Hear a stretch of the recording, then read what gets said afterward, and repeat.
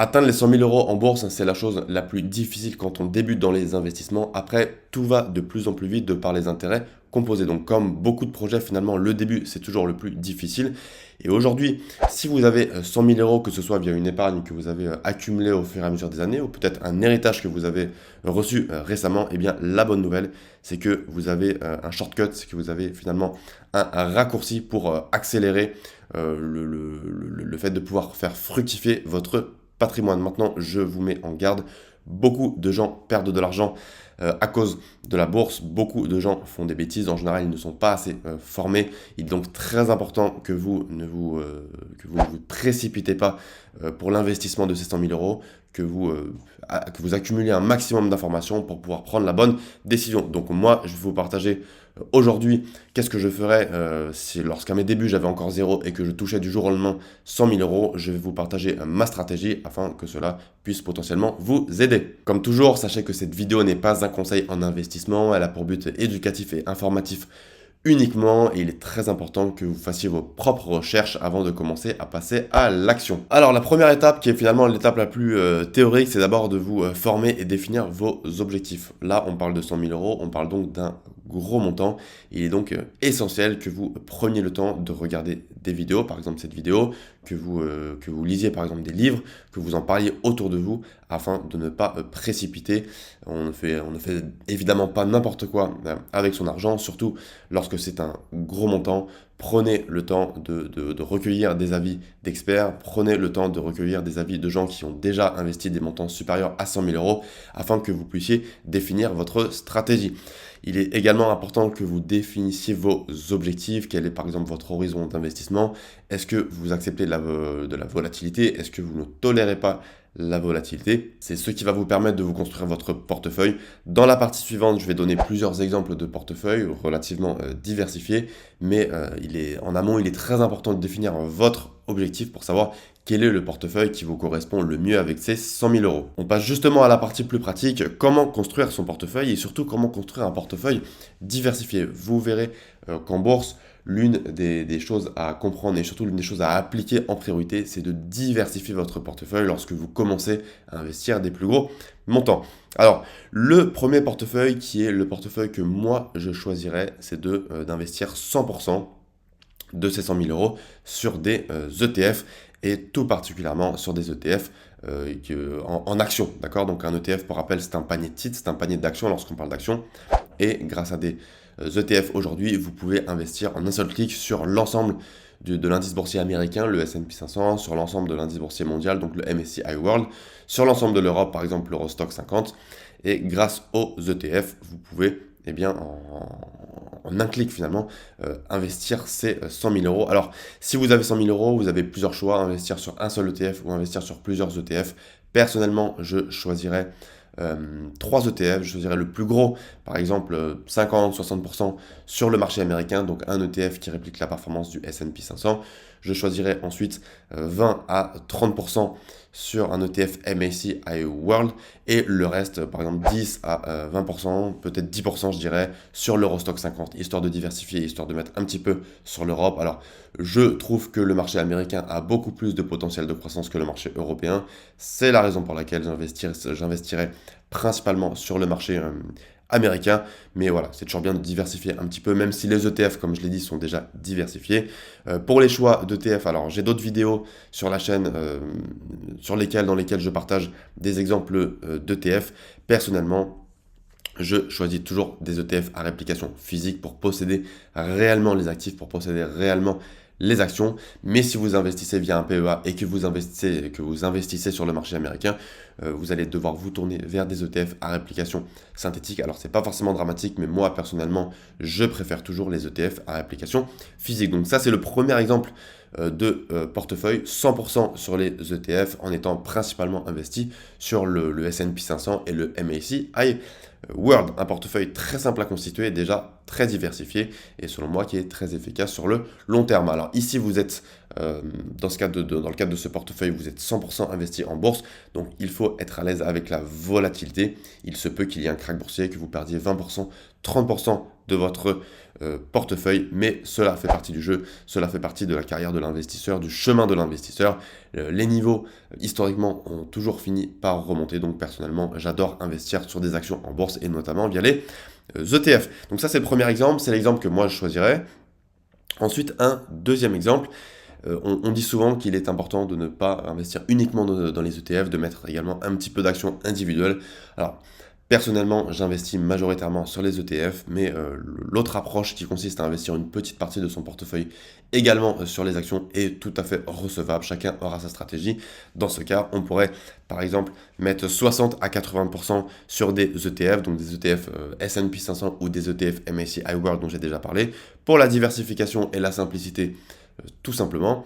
Ensuite, on pourrait mettre 10 à 20% sur des actions individuelles. Donc ici, c'est sur quelques convictions personnelles. On parle ici donc de stock picking. Cela demande de savoir bien analyser des actions. Donc ce n'est pas accessible à tout le monde.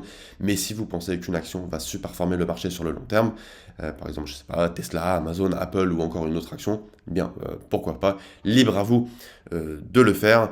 Sachez tout de même que la majorité des études montrent eh bien, que le stock picking à long terme ne superforme pas le marché. C'est la raison pour laquelle je mise principalement eh bien, sur les indices boursiers comme le marché américain, car je pense qu'à long terme, je ne ferai pas mieux que le marché si j'investis sur des actions individuelles. Mais pourquoi pas, voilà, une petite partie de votre portefeuille, une petite partie de ces 100 000 euros pour vos convictions personnelles. Et enfin, 10 à 20%, alors sur soit des liquidités, ici j'ai noté soit des liquidités, soit des obligations. Ici, on parle surtout de sécurité et d'opportunité. Alors les obligations, pour rappel, si vous ne savez pas ce que c'est, vous jouez tout simplement le rôle de la banque, donc vous prêtez de l'argent. On parle souvent par exemple des obligations d'État lorsque vous prêtez de l'argent à un État. On peut le faire par exemple aux États-Unis, donc on peut recevoir, je dirais, 4 à 5%. Alors ça dépend des moments durant lesquels vous allez investir, mais actuellement il me semble que le taux pour les obligations américaines est un peu plus de 4%. On peut également évidemment le faire pour des obligations d'État en Europe, on peut le faire aussi avec la France. Donc évidemment, on est sur des rendements qui sont moins élevés. Et, je précise aussi d'ailleurs qu'il y a pour simplifier, qu'il y a des ETF pour investir sur les obligations. Donc ça peut être plus pratique si vous souhaitez investir sur les obligations. On est sur des rendements moins élevés que la bourse, mais il y a moins de volatilité, donc pourquoi pas si vous souhaitez réduire votre volatilité. Personnellement, je ne suis pas fan des obligations car je trouve que le rendement est trop faible, mais c'est un bon moyen tout de même de diversifier si vous souhaitez vraiment diversifier et ne pas investir 100% sur les actions. Et vous pouvez aussi garder dans ces 10 à 20% des liquidités, donc tout simplement du cash de côté, de l'argent de côté, soit pour pouvoir vous faire plaisir durant votre vie, soit d'un point de vue sécurité pour avoir ce qu'on appelle un matelas de sécurité, un coussin de sécurité, ou soit si vous avez une opportunité dans un autre domaine, par exemple si vous souhaitez investir, avoir un apport dans l'immobilier, eh bien c'est important d'avoir un petit peu de cash de côté, donc cela peut être une autre stratégie, donc garder un petit peu de ces 100 000 euros sur des comptes soit qui ne rapportent pas ou qui rapportent peu, mais pour pouvoir les utiliser en cas d'une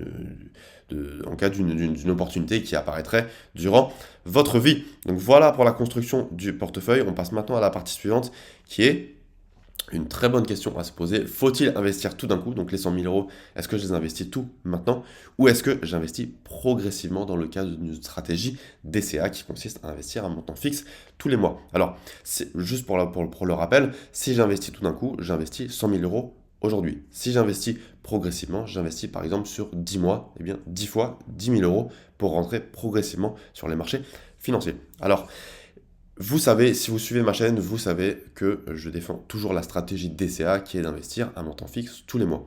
C'est ma stratégie, mais c'est ma stratégie lorsqu'on n'a pas un gros montant d'un coup à investir, lorsque l'on ne reçoit pas par exemple un héritage ou suite à la vente d'un appartement, un gros montant qui resterait finalement sur des comptes qui iraient dormir et dont on ne saurait pas quoi faire. Là, on est sur une situation différente puisque vous avez 100 000 euros pardon, à investir. Et là, dans ce cas-là, personnellement, je choisirais le fait d'investir tout d'un coup, qui est la stratégie qu'on appelle lump sum. Et la raison, c'est que en fait, les marchés financiers, sur le long terme, montent. D'accord? Donc on a des krachs boursiers, parfois ça diminue, mais globalement ça monte. Donc personnellement, si je suis investi sur le long terme, si j'ai un horizon d'investissement de 15 ans, 20 ans, voire plus, je ne vois pas dans mon cas l'intérêt d'attendre des mois avant de commencer à rentrer sur les marchés et avant de commencer à investir ces 100 000 euros. Alors certaines personnes me diront, oui, mais si le mois prochain il y a un krach boursier et que je perds 20%, eh bien, ça aurait été plus intéressant d'attendre. Alors, peut-être, n'empêche que personne ne sait timer le marché, et je répondrai que si le marché prend 20% ou prend 30%, ce qui historiquement est plus probable, eh bien, j'aurais bien aimé avoir ces 100 000 euros investis. Et d'ailleurs, il y a une étude de Vanguard faite en 2003 qui montre que investir tout d'un coup, lorsqu'on a un gros montant à investir, permet d'avoir de meilleures performances que le DCA dans environ 68% des cas. Je vous mettrai l'étude en description, et cela me paraît bien finalement tout à fait logique puisque le marché à long terme, malgré la volatilité, monte et finit toujours par récupérer des cracks boursiers. C'est la raison pour laquelle j'investirai tout d'un coup, mais je précise que j'ai un profil particulier, je suis très à l'aise avec la volatilité, cela ne me dérange pas de voir une chute de mon portefeuille de moins 40 ou moins 50%, si je sais bien sûr que derrière les niveaux vont remonter. Il y a beaucoup de gens qui ont du mal à gérer leurs émotions, et s'ils voient une grosse baisse, ils pourraient prendre de mauvaises décisions, ils pourraient retirer et vendre leur position, ce qui pourrait être dramatique dans le cadre d'un crack boursier. Donc à vous de voir, si vous êtes à l'aise avec les émotions, pourquoi pas faire comme moi, donc investir tout d'un coup. Maintenant, si vous avez peur des cracks boursiers, eh bien vous pouvez investir progressivement, cela peut être une stratégie plus safe si vous avez ce profil là. Partie suivante, dernière partie, quelles sont les erreurs fréquentes à éviter? Donc ici, on va parler d'erreurs qui sont complémentaires à tout ce que j'ai dit précédemment dans la vidéo. Déjà, ce serait de tout miser sur un seul secteur ou une seule action. J'ai parlé de diversification, j'ai parlé d'investissement principalement sur les ETF. L'idée est de ne pas mettre tous vos œufs dans le même panier et d'investir bien sur différents secteurs, différentes actions. Et même s'il y a un secteur ou une action qui venait à chuter, eh bien votre portefeuille serait protégé de par cette diversification. Personnellement, je n'investirais jamais tout mon patrimoine ou 100 000 euros si je devais recevoir 100 000 euros sur une seule action ou sur un seul secteur. C'est beaucoup trop dangereux. Donc c'est une erreur que moi j'éviterais dans le cadre de ma stratégie. Deuxième erreur, se laisser guider par les émotions. Les émotions peuvent nous faire prendre de mauvaises décisions. On parle souvent du fear of missing out, qui est le fait d'avoir l'impression de perdre une opportunité et de se précipiter. Prenez toujours le temps de vous former, faites attention aux tendances que vous voyez passer sur Internet, faites attention aux vignettes qui disent que c'est la fin du monde, que c'est la nouvelle guerre mondiale que vous voyez passer sur YouTube. La bourse, les investissements en bourse, on peut faire un gros suivi puisque c'est un investissement qui existe depuis des décennies et des décennies. On sait que, alors certes, les performances passées ne préjugent pas des performances futures, n'empêche que les marchés finissent toujours par se récupérer des cracks boursiers et les marchés financiers ne font que monter sur le long terme. Donc laissez vos émotions de côté. Vous devez établir une stratégie bien précise pour garder cette stratégie sur le long terme. Personnellement, j'ai une stratégie ETF, je rentre progressivement sur les marchés et même si la situation est difficile, je garde toujours la même stratégie et je laisse mes émotions de côté. Évidemment, ne pas vendre, je ne vends en tout cas personnellement pas des ETF quand il y a une crise et qu'il y a une chute de moins 20 ou moins 30%. Au contraire, quand il y a une chute, les niveaux sont plus bas, donc l'achat est plus intéressant. Mais en tout cas, la stratégie sur le long terme reste là, stratégie bien de progressivement rentrer sur le marché lorsque je n'ai pas un gros montant à investir.